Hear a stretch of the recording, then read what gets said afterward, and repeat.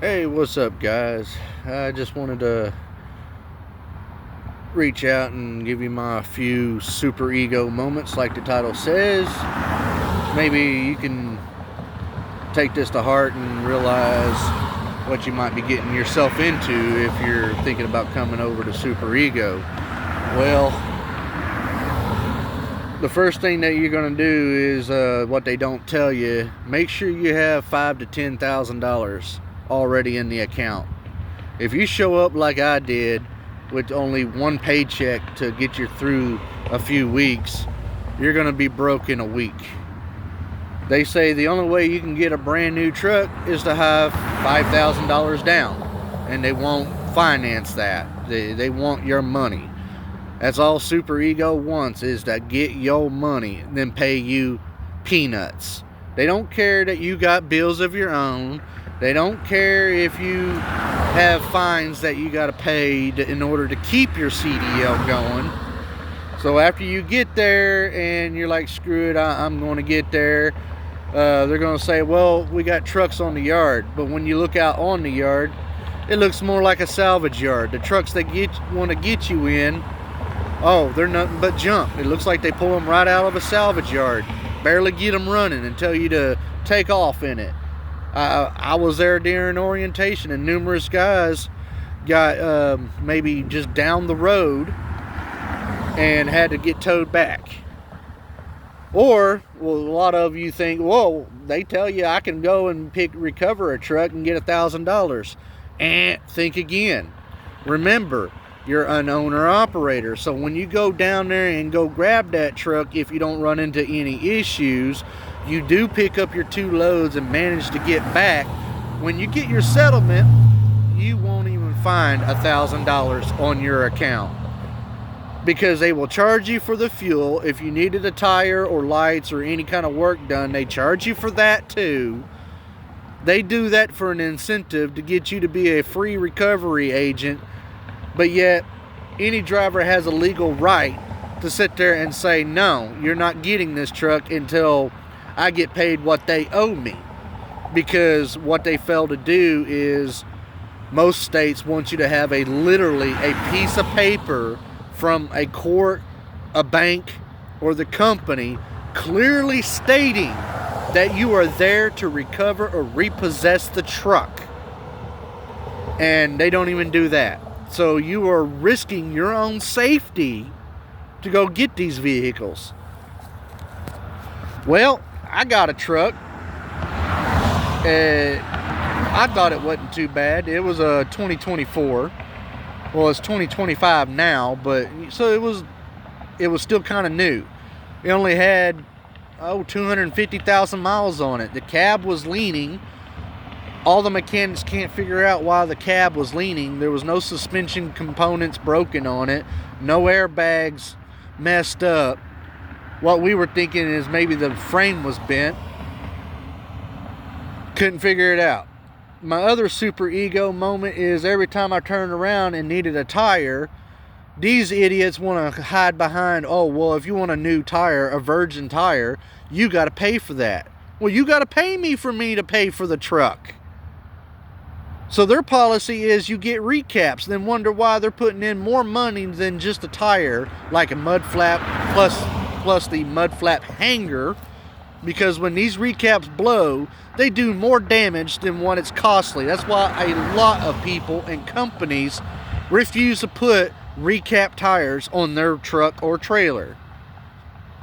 So out of 4 months that I worked for them, I got 2 checks, both only $300. When I was running, I made over 3,000 miles in 1 week. What was my check from that? $300. Why? Well, I'll tell you why. I know how to do my fuel. I know how to calculate my fuel. I only get fuel when I need it. And I don't get fuel the day before time goes in.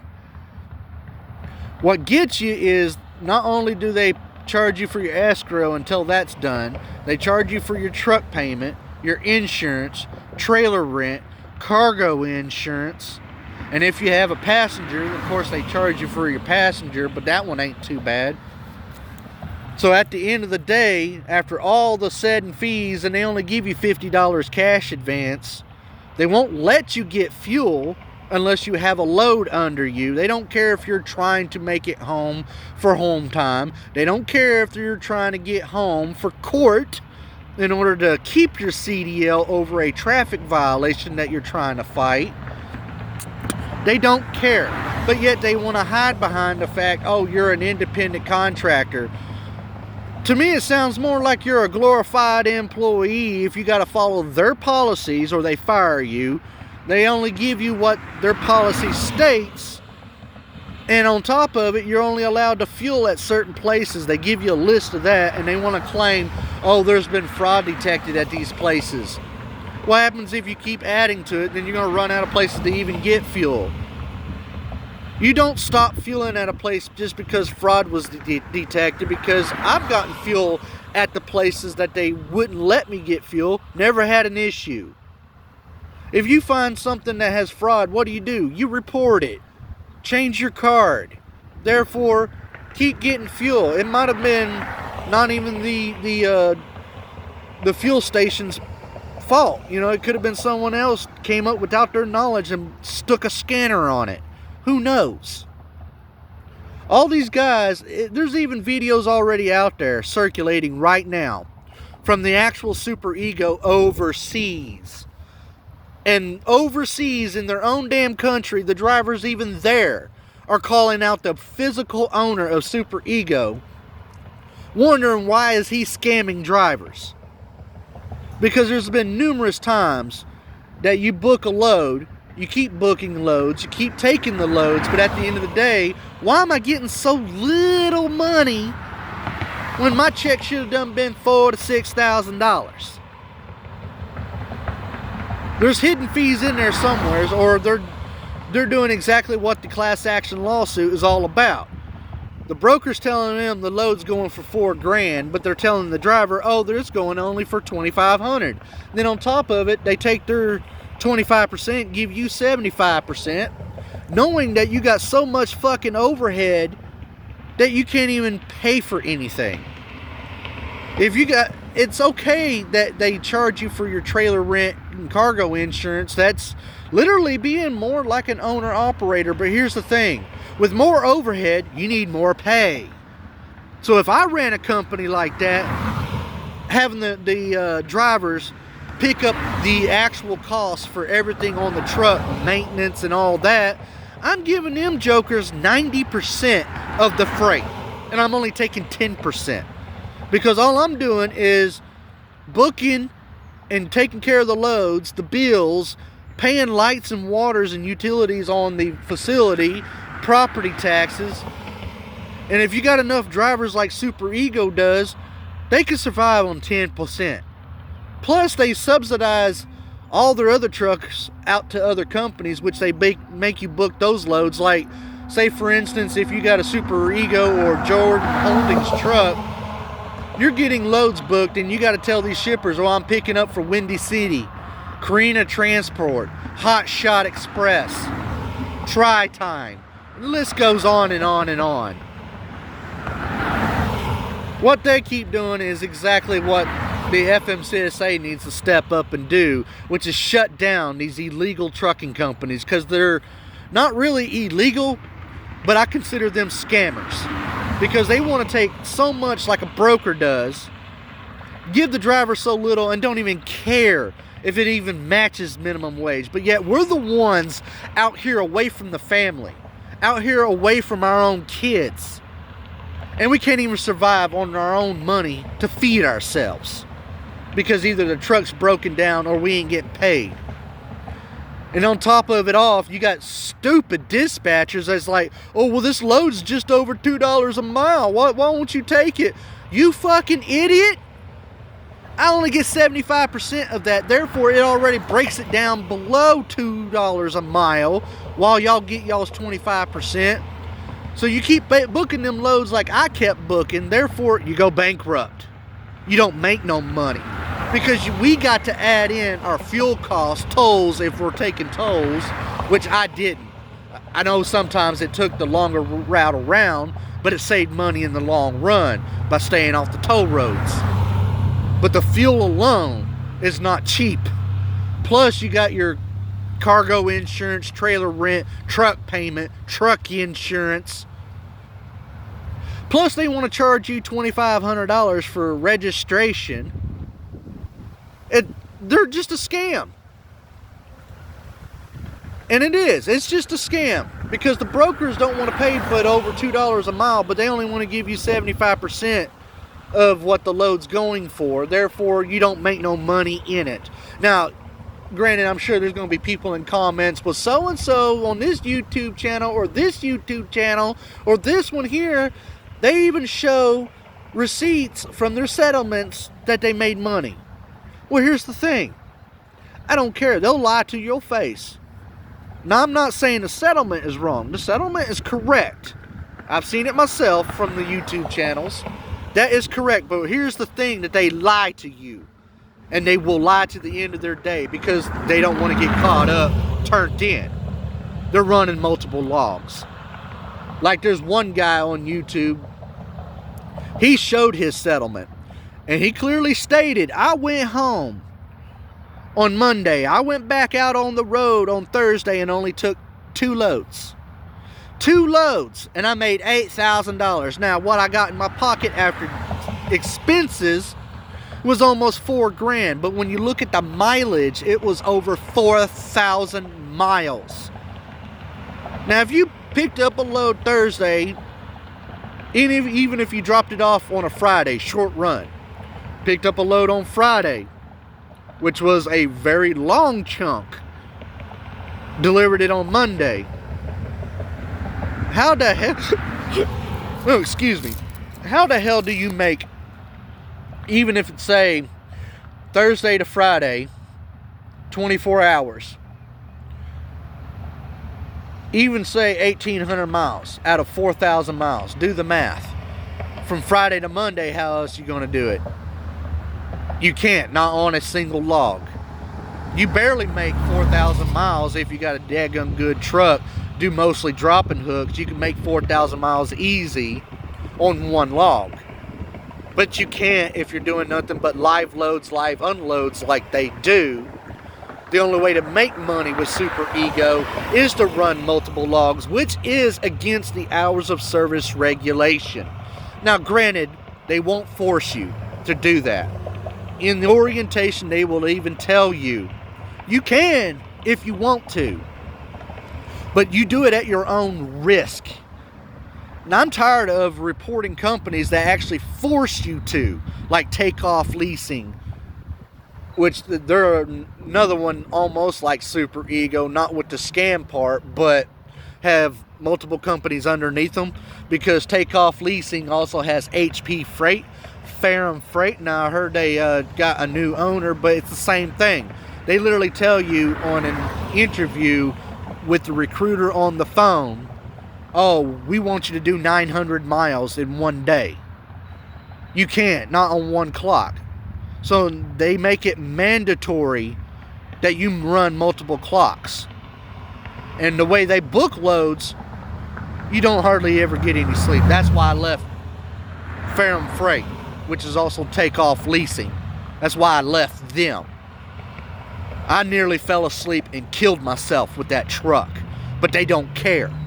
They don't even care if you do get caught running multiple logs. Because what do? They fire you. Get someone else in the truck. Because they tell you, oh, we tell you what to tell DOT. You go up to DOT and tell them you drop off co-driver in the last clock that you did. Okay, sure. Let me come into your bank while you're doing your bank. Rob the bank. And as long as I don't kill nobody, makes it legal. No, it don't. So how is lying to DOT make it legal? It don't. Still against regulations. Super Ego, I ran it legitly with one clock. Every time I turn around, oh, there's no good loads in the area, which I got my own load board and I was looking at it. I was like, here's a load here. Well, we don't mess with that broker. See what I'm saying? They want you to take their loads. I know it's their loads from their brokers. I know this because every time I took a load, whether from their own load board or not, I'm always finding another co-worker at the same shipper, at the same receiver, picking up from where I picked up, delivering, of course, where I'm delivering at. Therefore, it's their loads, their brokers. That's how they scam people. They're taking a lot of the money. They're already under a class action lawsuit for scamming drivers, not paying drivers.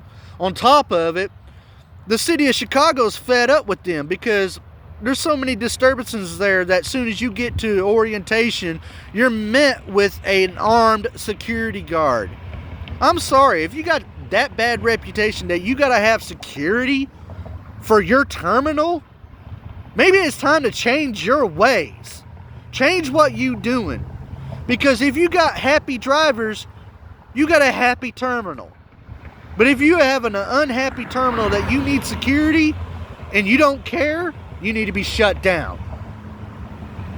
Now, I left Super Ego. I left them high and dry because I found another trucking company out of Chicago. Not all of them are bad. I'm not going to reveal it here because Super Ego is going to see this, and then of course they're going to do the normal thing. Oh, take down your video or we're going to sue. Ha! Welcome to the United States, bitch. Freedom of speech. My First Amendment Constitution. I can record and say what I want as long as I'm not making death threats or any kind of threats. I'm spitting facts. That's all I'm doing. Then they turn around and would probably try it like they did with other drivers, like the one that does the call-ins on the YouTube channel. I like watching that guy. Good job on that. They would try to bribe you. Oh, how much to take down the video? And relinquish my right to freedom? To give information of what happened to me? And potentially, hopefully one day, me and all these other bad review videos eventually gets them shut down? Even Bonehead Truckers even says Super Ego is a cancer to the trucking community. The ones that make the good money are also the ones that don't speak no English. They illegal immigrants. They immigrate over here because they're from their own dadgum country. But if you're from their country but you were born here, you're treated just like an American. You don't get paid. I only know this because I met another Russian, and he was sad that his own kind would not pay him. He's like, it is just sad that they scam so many people like this. And he spoke really good English. And like I told him, go to the company that I went to. They won't force you to run multiple logs. And on top of it, if you get windshield washer fluid, windshield wipers, anything for that truck, you pay for it, you send in a receipt, even cat scale ticket, trailer washout, truck wash, send in a receipt. They give you the money right back because it's a company job. As the owner puts it, why are you being charged if you're a company driver? Even if it's a cat scale ticket, you're a company driver, not an owner-operator. That's your money. Send in a receipt, we'll reimburse you. The only thing they don't reimburse back is like truck parking if you have no other choice but to pay for parking just so you can have a safe spot to park. Well, that's fine with me. That's fine. 15, 20 bucks. Some places even 10. Who cares? But the cat scales, the truck washes, and all the other stuff, instead of waiting to file taxes to get the money back, they give it back on my settlement. I'm fine. So Super Ego is a cancer. They're going to lose this class action lawsuit. And hopefully they get shut down and the owner gets charged for criminal acts. I don't care. But y'all take it however you want. If you want to risk it and go to Super Ego, look at all the other bad reviews out there that we warned you. If you already broke, you're doing the worst mistake ever. Hope you like going hungry, because I did numerous times. They don't care. Catch y'all later.